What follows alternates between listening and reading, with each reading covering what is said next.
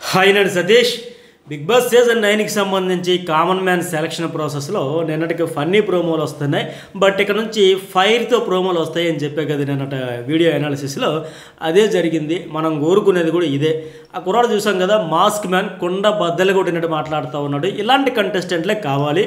అట్లాగే ఆయన వేసుకొచ్చిన హుడీ మీద కూడా ఫియర్లెస్ అని రాసుకున్న హుడీ వేసుకొచ్చాడు కదా, అంటే దాంతోనే ఇండైరెక్ట్గా చెప్తున్నాడు. ఇండైరెక్ట్గా అంటే డైరెక్ట్గానే చెబుతున్నాడు, నేను ఫియర్లెస్. ఏమాత్రం మొహమాటాలు ఉండవు, దాపరకాలు ఉండవు, ముసుగులో గుద్దులాట్లు ఉండవు, సన్నాయి నొక్కులు ఉండవని మాదిరిగా ఆ ఫియర్లెస్ హుడీ వేసుకొని వచ్చిన దానికి తగ్గట్టుగానే ఫటాఫట్ ఇచ్చుకుంటూ పోతా ఉన్నాడు. అలాగే ఇతనికి సంబంధించి ఇంతకు ముందు ప్రోమోలో కూడా నేను కషాయం లాంటి వాడిని, కూల్ డ్రింక్ లాగా ఉండను, కషాయం లాగా ఉంటాను అంటే కషాయం తాగేటప్పుడు చేదుగా ఉన్న లోపలికి పోయే ఔషధం లాగా పనిచేస్తాను ఉద్దేశంతో తన గురించి తను చెబుతూ ఉన్నాడు అని అర్థమవుతుంది. బట్ అక్కడ కూడా బిందు మాధవి నువ్వు కషాయం కాదు విషం అంటూ కూడా ఒక కౌంటర్ అయితే ఇచ్చింది. ఇక్కడ విచిత్రం ఏంటంటే ఇక్కడ ఆయన పర్ఫార్మెన్స్ అది ప్రూవ్ చేసుకునేది ఎట్లా ఉందంటే, ఏకంగా నలుగురు పాత కంటెస్టెంట్లే. శ్రీముఖి ఒక సీజన్లో రన్నరప్, అభిజిత్, బిందు మాధవి విన్నర్స్, అట్లాగే ఆయన కూడా నవదీప్ కూడా టాప్ 5 కంటెస్టెంట్లో ఒక ఆయన. సో ఆల్రెడీ హౌస్ అట్మాస్ఫియర్, హౌస్లో ఫేస్ చేసిన సిచ్యువేషన్స్ అంతా వాళ్ళు కూడా పండిపోయిన వాళ్ళు. వాళ్ళని అంతే ధీటుగా ఇతను ఆన్సర్ చేయడం ఇదంతా హైలైట్ అయితే ఉంది. అయితే ఈ ప్రోమో గురించి ఇంకా చాలా హైలైట్స్ ఉన్నాయి, వాటన్నిటి గురించి ఈ వీడియోలో చెప్తా.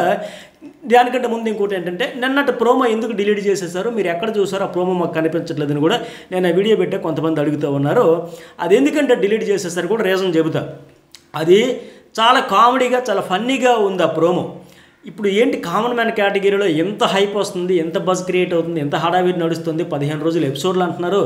ఏకంగా 1000 మంది నుంచి నలుగురు, లాస్ట్కి 45 రెబల్స్. నిన్నటి ఆ ప్రోమోలో కూడా చూసుకుంటే రార్ రెబల్స్ అని పేరు పెట్టారు.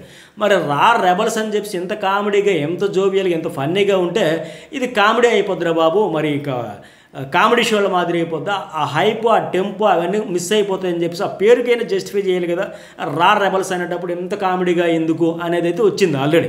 ఎందుకంటే అసలు కామన్ మ్యాన్ కేటగిరీలో ఎవరు వస్తారు, ఎలాంటి ఫైర్ బ్రాండ్స్ వస్తారు, ఎలాంటి కంటెంట్, ఎలాంటి టెంపరమెంట్ చూడబోతున్నామని ఆసక్తిగా ఎదురు చూసేటప్పుడే షోకి మరింత హైప్ వస్తుంది. పైగా స్టార్టింగ్ డేస్లో అలాంటి ఇప్పుడు వచ్చిన ప్రోమోలు అంటే ఫుల్ ఫైర్తోనే రావాలి. అట్లా కాకుండా ఆ ప్రోమో ఎట్లా ఉండేది, నిన్న వచ్చింది నవదీప్ పెళ్లి చూపులా ఉంది. శ్రీముఖి ఏమో అడుగుతుంది కదా, ఏంటి మీ స్టేటస్ ఏంటి సింగిల్ అని అడిగితే ఆ అమ్మాయి సంబంధాలు చూస్తున్నారని చెప్పడం. నవదీప్ సరే నేను ఇప్పుడు పెళ్లి చూపులకు వస్తాను అని మాదిరిగా ఒక స్కిట్లా ట్రై చేద్దాం, సరదాగా ఫన్ క్రియేట్ చేద్దాం అని మాదిరిగా. అవి కొన్ని ఎపిసోడ్లు కొంత షో నడిచాక అట్లాంటి మధ్య మధ్యలో ఉండాలి. ఫన్ కూడా, ఎంటర్టైన్మెంట్, కామెడీ కూడా ఉండాలి, దాన్ని ఇష్టపడే ప్రేక్షకులు కూడా ఉండాలి. కానీ ఇంత హడావిడి చేస్తూ ఉండే ఈ షో స్టార్టింగ్లో అంతకుముందు వచ్చిన ప్రోమో కానీ ఇప్పుడు వచ్చిన 3-4 ప్రోమోలు అన్నీ కూడా ఎక్కువగా ఫన్ మోడ్లో పోతా ఉన్నాయి. అందుకే అది డిలీట్ చేసేసారు. సరే ఇక సీరియస్తోనే టెంపో మెయింటైన్ చేద్దాం, హైప్ అయితే ఎలివేషన్ అయితే ఇద్దాం, ఇక స్టార్టింగ్ రచ్చ ఫైర్ అంతా ఉంటుంది లెక్క ఈ ప్రోమో కోసం. ఇప్పుడు ఇది ప్రోమో చూస్తే అర్థమైంది, అందుకే ఆ ప్రోమోను కూడా హైడ్ చేసేసారు. అట్లాగే ఆ ప్రోమోలో కనిపించే అమ్మాయి కూడా ఒక పక్క అమాయకంగా ఉంటున్న ఆ అమ్మాయి అడుగుతుంది కదా, ఏంటి నవదీప్ సెట్ అవుతున్నా, ఎందుకు, ఏంటి, ఎందుకు, ఎలా సెట్ అవుతాడు, ఏ ఉద్దేశంతో అడుగుతున్నారు లేక అమాయకంగా అడగడం. అట్లాగే యాక్టివ్గా ఫన్నీగా కూడా ఉన్నట్టే అనిపిస్తుంది ఆవిడని చూస్తే. అలాగే అక్కడ శ్రీముఖి ఏడాదిలో 4 పిల్లలుగా అనేయాలమ్మంటే అది ఎట్లా సాధ్యమైన మాదిరిగా ఉండడం. ఈ కామెడీ టచ్ కాకుండా ఇంకా ఫైర్ కోసం అని మాదిరిగా చేస్తూ ఉన్నారు. ఆ అమ్మాయి కూడా ఉండే ఛాన్సెస్ ఉంటుంది అనిపిస్తుంది నాకు. ఆ అమ్మాయి అమాయకత్వం ఉంది, యాక్టివ్గా ఉంది, స్పాంటేనియస్గా స్పందిస్తూ ఉంది ఇవన్నీ. సరే ఇక ఆ ప్రోమో అయిపోయింది కదా. ఇక ఇతని గురించి చెప్పుకుంటే, ఈ మాస్క్ మ్యాన్ స్క్రీన్ నేమ్ ఏమో హృదయ మానవ్ అంట. అంటే Sampoornesh Babu super duper hit movie హృదయ కాలేయం సూపర్ హిట్ కదా, ఆ సినిమా పేరుతో ఇన్స్పిరేషన్ అయ్యి అట్లా పెట్టుకున్నాడేమో. కానీ ఆయన పేరైతే హరీష్. ఇంకా ఈ మాస్క్ చూసిన తర్వాత కూడా కొందరు సెటైర్లు వేస్తున్నారు. ఏంటి ధర్మస్థల మాస్క్ మ్యానా ఏంటి కొంపదీసని సెటైర్లు కూడా పడుతూ ఉన్నాయి. మొత్తానికి ఇతడు వస్తానే ఒక హైప్ అయితే క్రియేట్ చేశాడు. సోషల్ మీడియాలో మాస్క్ మ్యాన్ హరీష్ అంటే ఐడెంటిటీ ఉంది.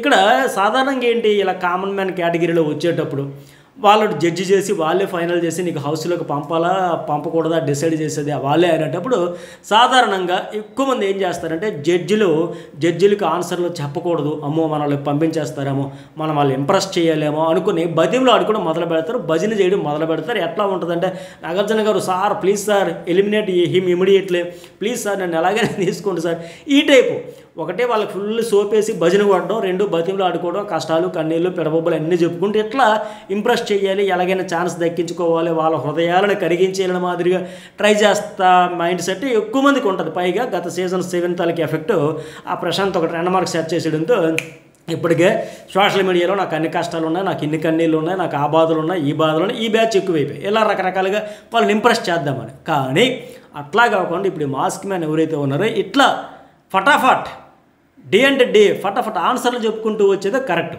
ఇక్కడ ఆయన కూడా ఏమంటాడు, అయితే ఏంటి హృదయమాన ఇది పేరు చెప్పాడు కదా, హృదయమానం అంటే మాకేంటి హృదయం లేదంటే మీకు మీరు జస్టిఫై చేసుకోండి, మరి కోపం వస్తే అంటే బయట పెట్టేస్తా అంటూ ఇవన్నీ కూడా బాగుంది. ఇంత ఓపెన్గా ఇంత డేరింగ్ అండ్ డేషింగ్గా ఉండేటప్పుడే ఖచ్చితంగా టాప్ 5 వరకు ఉండే ఛాన్స్ ఉంది. మంచి కంటెంట్ అయితే వస్తుంది. వాళ్ళు ఎన్ని రోజులు ఉంటారు, గుడ్ అవుతారా బ్యాడ్ అవుతారా, అది యారగెన్సీ యాటిట్యూడ్ ఓవర్ కాన్ఫిడెన్స్ అవన్నీ తర్వాత మనం చూడవచ్చు. కానీ ఖచ్చితంగా బిగ్ బాస్ హౌస్లో కొంత హైప్ రావాలన్నా, షో నడవాలన్నా ఇలాంటి పర్సనాలిటీ ఉండాలి.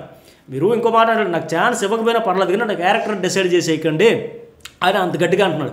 మరి ఏంటి ఏ క్యారెక్టర్ గురించి మాట్లాడారా ఏంటంటే మనం తర్వాత చూద్దాం ఇటు ఎపిసోడ్ స్టార్ట్ అయ్యాక. ఇక్కడ నవదీప్ టైమింగ్ కూడా బాగుంది, మేము జడ్జ్ చేయడానికే ఉండింది, అది కరెక్ట్, వాళ్ళు జడ్జ్ చేయడానికే ఉన్నారు. అదేంటి ఆయన పర్ఫార్మెన్సా, ఆయన ఎందుకు సెలెక్ట్ చేయాలి ఎందుకు చేయకూడదు అనేది వాళ్ళు జడ్జ్ చేయాలి. మరి క్యారెక్టర్ గురించి ఆయన మీరు జడ్జ్ చేయగలను అన్నాడు కనుక సో ఈయన సెలెక్ట్ చేసేటప్పుడు జరిగిన ప్రాసెస్ కూడా ఇంట్రెస్ట్గా ఉండబోతోంది అన్నది అర్థమైంది ఒక ప్రోమోతో. 5 నిమిషాల్లో జడ్జ్ చేసేస్తే మీరు దేవుళ్ళు అయిపోతారు. ఇలాంటి అటాకింగ్ మోడ్లో ఉండే కంటెస్టెంట్లే కావాలి. అలాంటి కంటెస్టెంట్లు కరువైపోతున్నారు గత కొన్ని సీజన్లో. అంతసేపు భజన చేసామో, గుంపులో చేరామో, గ్రూపులో చేరామో, వాళ్ళ వెనకన నీడల్లో బతికామో, షాడోల్లో జర్నీ కొనసాగించేస్తామో, ఈ సపోర్టింగ్ క్యారెక్టర్స్ సినిమాలో ఉంటాయి కదా సపోర్టింగ్ క్యారెక్టర్స్, అట్లా బిగ్ బాస్ హౌస్లో కూడా రియాలిటీ పోతుంది. అటాకింగ్ మోడ్లో ఉండే కంటెస్టెంట్లు, ఫైర్తో ఉండే కంటెస్టెంట్లు కరువైపోతూ ఉన్నారు. గత కొన్ని సీజన్ల నుంచి చూస్తే ఇదే జరుగుతుంది. మళ్ళీ లాస్ట్ సీజన్లో చూసారు ఎప్పుడు వచ్చింది హైప్, వాళ్ళంతా ఒక బ్యాచ్, వాళ్ళంతా ఒక గుంపులో గోవిందులో పోతారనుకున్న దశలో 5 వారాల తర్వాత ఎంట్రీ ఇచ్చిన గౌతమ్ కృష్ణ కూడా ఏకంగా ఆయన కూడా అవుట్ అయిపోయి మళ్ళీ ఎప్పుడైతే ఆ ఫైర్ ఓపెన్ అయ్యిందో బరస్ట్ అయ్యాడో అప్పుడు కనెక్ట్ అయ్యి షోకి కూడా హైప్ వచ్చి అవుట్ అయిపోయిన కంటెస్టెంట్ కూడా లాస్ట్కి రన్నర్ అప్ స్థాయికి వచ్చాడంటే ఎందుకు వచ్చాడు, ఆ అటాకింగ్ మోడ్ అది కోరుకున్నది ఆడియన్స్. అంతే తప్ప సేఫ్ గేమ్ ఆడేస్తాం, అక్క అన్న తమ్ముడు చెల్లి బంధత్వాలు అనుకుని కలుపుకుంటూ పులిహోర కలుపుకుంటూ ఇలాగా ఉన్నాము టైంపాస్ చేసాము ఎర్నింగ్స్ వచ్చాయి ఇట్లా కాదు. ఉంటే ఉన్నా పోతే పోయా, నచ్చితే నచ్చకపోతే లేదు. కానీ నేను చెప్పాలనుకుని ఫట్ అన్నట్టు చెబుతా.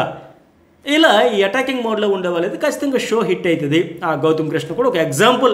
5 వారాల వరకు డల్గా ఉండే షోని ఒక్కసారి మళ్ళీ ఆయన అవుట్ అయిపోయిన తర్వాత కూడా ఆయన వచ్చారు కానీ ఏదో అద్భుతం జరిగిపోలే, ఆయన కూడా అవుట్ అయిపోయిన తర్వాత మరి ఇంకెందుకు మనం ఎటు పోయేలాగా ఉన్నాం కదా, ఆ తర్వాత ఓపెన్ అవ్వడం అటాకింగ్ మోడ్లో వెళ్ళడంతో ఆ హైప్ వచ్చింది. అట్లా ఇలాంటి కంటెస్టెంట్లు ఉంటేనే బాగుంటుంది. అయితే ఇప్పుడు ఇంకొక మాట కూడా మీకు ఒక డౌట్ వస్తుంది ఖచ్చితంగా, ఏం సార్ మరి ఇలా నోరేస్కి పడిపోయినట్టే ఎలివేట్ అయిద్దేమో, యారగెన్స్ అనిపిస్తుందేమో, యాటిట్యూడ్ అనిపిస్తుందేమో, ఇది ఓవర్ కాన్ఫిడెన్స్ కావచ్చు, డామినేట్ మైండ్ సెట్ అనిపించవచ్చు కదా అని కూడా ఉంటుంది. అది కరెక్టే. అట్లా గతంలో ఫస్ట్ వారమే ఆ డామినేషన్ మైండ్ సెట్తో ఉండాలి, అందరూ కూడా అవుట్ అయిపోయారు. సో నోరేసుకుని పడిపోవడం వేరు, యారగెన్సీతో అగ్రెసివ్నెస్తో మాట్లాడడం వేరు, డామినేట్ మైండ్ సెట్ వేరు. కానీ ఈయన లాజిక్తో పాయింట్ మాట్లాడుతున్నాడు. ఇప్పుడు ఎవరైతే మన ప్రోమోలో చూసాం మాస్క్ మ్యాన్, ఆయన లాజిక్ మిస్ అవ్వట్లే, ఆ లాజిక్ పాయింట్ కలిపి కరెక్ట్గా ప్రశ్నిస్తున్నాడు, తనను డిఫెండ్ చేసుకుంటున్నాడు, ఆర్గ్యుమెంట్ చేసుకుంటున్నాడు. కనుక ఇది పాజిటివ్ వైబ్రేషన్ వచ్చే ఛాన్స్ ఉంది. సిచ్యువేషన్కి తగ్గట్టుగా మాట్లాడితే ఖచ్చితంగా ఉంటారు విత్ లాజిక్ అండ్ పాయింట్. ఆ లాజిక్స్ పాయింట్స్ పట్టుకొని ఆ సిచ్యువేషన్కి తగ్గట్టుగా మాట్లాడితే ఆడియన్స్ మనసులో ఉంటారు, హౌస్లో కూడా ఉంటారు. మరి ఈయన కూడా ఉంటాడని అనుకుంటున్నాను నేను. చూద్దాం మరి. ఇప్పుడు ఇంకో మాట ఏంటంటే ఫిజికల్లీ ఛాలెంజ్డ్ అయిన ప్రశాంత్ కుమార్ నిన్న ప్రోమోలో చూసాం కదా, ఆయన ఎలిమినేట్ అయిపోయాడట. అంటే ఆయన చాలా మందికి ఇన్స్పిరేషన్ పర్సనాలిటీయే. ఫిజికల్లీ ఛాలెంజ్డ్ అయినా సరే అంతవరకు వచ్చాడు, నా వేల మంది నుంచి లాస్ట్ 45 మంది వరకు వచ్చాడు కదా, మరి ఆయన ఎందుకు తీసుకోలేదు, ఆయన ఎలిమినేట్ అయిపోయాడంట కొందరు అడుగుతూ ఉన్నారు. ఆయనేమో మాటలు గట్టిగా స్ట్రైట్గా లాజిక్లతో చెప్పలేకపోయాడేమో, గట్టిగా కౌంటర్ ఇవ్వలేకపోయాడేమో, డిఫెండ్ మోడ్లో తను డిఫెండ్ చేసుకోవాలనుకున్నాడు తప్ప అటాకింగ్ మోడ్లో వెళ్ళలేకపోయాడేమో, ఏదైనా రీజన్ అయ్యి ఉండొచ్చు. మరి ఆయన్ని ఒకవేళ ఎలిమినేట్ చేసేస్తే ఎందుకనేది కూడా వీళ్ళకి జడ్జెస్ రీజన్స్ చెబుతారు. ఒకవేళ ఈయన సెలెక్ట్ చేస్తే ఎట్లా అయ్యేది ఇవన్నీ కూడా చూడబోతున్నాం. అయితే ఇంకొకటి అంటే హైలైట్ ఏంటి మనం ఈ ప్రోమోలో చెప్పుకోవాల్సింది, అభిజిత్ చెప్పింది ఇక్కడ 100% వాస్తవం. ఏమంటారు అక్కడంటే, నాలాంటి కంటెస్టెంట్ లేడు, రాలేదు, ఇది విని అలసిపోయా, సరేలా పనేది నేనే చేసేస్తాను అంటున్నాడు కదా. ఇది 100% నిజం. ఆ సీజన్ ఒక బెంచ్ మార్క్ అయిపోయింది. ఆ సెటైరికల్గా చెప్పడం కావచ్చు, పంచులే కావచ్చు, పవర్ఫుల్ డైలాగులు కావచ్చు, ఫిజికల్గా ఆయన పెద్దగా ఆడింది ఏమి లేకపోయినా మైండ్ సెట్లో మాత్రం ఇచ్చి పడేశాడు. మైండ్ గేమ్ చించి ఆరేశాడు. ఆ స్పాంటేనియస్గా లైవ్ ఎగ్జాంపుల్స్ చెప్పడం కానీ, అటాకింగ్ మోడ్లో వెళ్ళడం కానీ హైలైట్ అది. అయినా ఫస్ట్లో ఆ ట్రయాంగిల్ అది ఇదని కాస్త ట్రాక్ తప్పాడు. వెంటనే తప్పు తెలుసుకున్నాడు. ఓహో మనం ఇక్కడ బిస్కెట్ రాజు అయిపోతామని తెలుసుకొని ఒక బిగ్ బాస్ హౌస్లో గొప్ప మ్యాజిక్ అదే. ఒకసారి ఎవరైనా పొరపాట్లు చేస్తారు, చేసిన పొరపాటు మళ్ళీ చేయకుండా టక్కన రైట్ ట్రాక్లోకి వచ్చి నీకు వెనుదిరిగి చూడాల. ఇప్పుడు ఆయన పేరు మెహబూబ్ దిల్షద్ కూడా ఒక ఎగ్జాంపుల్ చెప్తాడు కదా, పులి వేటాడేటప్పుడు 4 అడుగులు వెనక్కి వేస్తుంది, సైలెంట్గా ఉంటుంది, ఒక్కసారి అదను చూసి అటాక్ చేస్తుంది మాదిరిగా అట్లాగే ఆయన ఆటంతా కొనసాగుంటూ పోయింది. సో అందువల్ల నిజంగా ఒక రివ్యూర్గా నేనే కాదు, ప్రతి రివ్యూర్ కావచ్చు, బిగ్ బాస్ ఆడియన్స్ కూడా ఎక్కువ మంది అనుకున్నా బా ఆయన గేమ్ భలే ఉండదు, బా ఆయన లాంటి కంటెస్టెంట్ మళ్ళీ రావట్లేదు, ఒక అసంతృప్తి ఉండిపోయా. సో ఆయనకు కూడా అదే విసుగు వచ్చేసిందంటే అందరూ అదే మాట అంటున్నారనే. సో ఆ బాధ్యత ఆయనే తీసుకుని మరి సరే మనకి మంచి కంటెస్టెంట్స్ని సెలెక్ట్ చేస్తారేమో ఈ జడ్జిలు అని అనుకుందాం, ఆశిద్దాం. అలాగే మరి ఇప్పుడు కష్టపడి ఓవరాల్గా మనకి బిగ్ బాస్లో ఇప్పుడు ఏంటి ఒక ఓటీటీ కలుపుకొని 8 సీజన్లు అయినాయి. వీటన్నింటిలో టాప్ 3 విన్నర్స్లో ది బెస్ట్ అనిపించుకునే వాళ్ళు ఎవరంటే ఖచ్చితంగా టాప్ 3లోకి తీసుకుంటే అభిజిత్ పేరు ఫస్ట్ చెప్పొచ్చు. అలాగే కష్టపడి ఎక్కువగా అటాకింగ్ గురయ్యి బాగా స్ట్రగుల్ ఫేస్ చేసి ఆడిన వాళ్ళు కౌశల్ చెప్పొచ్చు సీజన్ 2. అలాగే ఆల్రౌండర్ అంటే అన్నీ ఫన్ను ఫైరు అంతా కలిపి సీజన్ 5 విన్నర్ ఎవరు సన్నీ. వీళ్ళ 3 పేర్లు చెప్పొచ్చు మన తెలుగుకు సంబంధించి. సీజన్ 2లో కౌశల్, సీజన్ 4లో అభిజిత్, సీజన్ 5లో విజయ్ సన్నీ. ఇక ఇది టాప్ 3 అని చెప్పొచ్చు. ఇక తేలిగ్గా ఏ పెద్ద గేమ్ లేకుండా ఏదో సానుభూతిలో పవనాల్లో కొట్టుకుపోయినోళ్ళు అయినోడు ఎవరంటే పల్లవి ప్రశాంత్ అని చెప్పొచ్చు. మరి మీ దృష్టిలో టాప్ 5 విన్నర్స్ ఎవరు అనుకుంటున్నారో కూడా మెసేజ్ అయితే పెట్టండి. అసలు ఏది ఒక గెలిపోయినా ఇదేం గెలుపురా బాబు, ఏదో కాలం కలిసి వచ్చి ఎవడు లేక అయిపోయిందంటే ఇప్పుడు. ఎందుకంటే సీజన్ 6 ఒక ఎగ్జాంపుల్ తీసుకుంటే విన్నర్ ఎవరంటే మీరు చెప్పండి. టక్కన తడుముకోకుండా వెతుక్కోకుండా ఆలోచించకుండా ఇప్పుడు మనం ఏ సీజన్ అంటే టక్కనే సీజన్ 1 శివబాలాజీ, సీజన్ 2 కౌశల్, ఎట్లా చెబుతాం. సీజన్ 6 అంటే ఎవరు అంత అయోమయం క్రియేట్ చేస్తారు ఎవరన్నా ఆయన అని. సో అట్లా కాకుండా ఫట్మని చెప్పేటట్టు ఇలా ముద్ర వేసిన వాళ్ళు ఒక అభిజిత్, ఒక కౌశల్, ఒక సన్నీ, ఇట్లాంటి వాళ్ళు. సో మీ దృష్టిలో ఎవరు అనేది కూడా ఒక మెసేజ్ అయితే పెట్టండి. ఎప్పటికప్పుడే చాలా అప్డేట్స్తో మన ఛానల్లో వీడియోస్ బిగ్ బాస్కి సంబంధించి రివ్యూస్, అనాలిసిస్ వస్తూ ఉంటాయి. ఫస్ట్ టైం చూసేవాళ్ళు సబ్స్క్రైబ్ అయితే చేసుకుని ఈ వీడియోకి లైక్ చేయడం కూడా మర్చిపోకండి.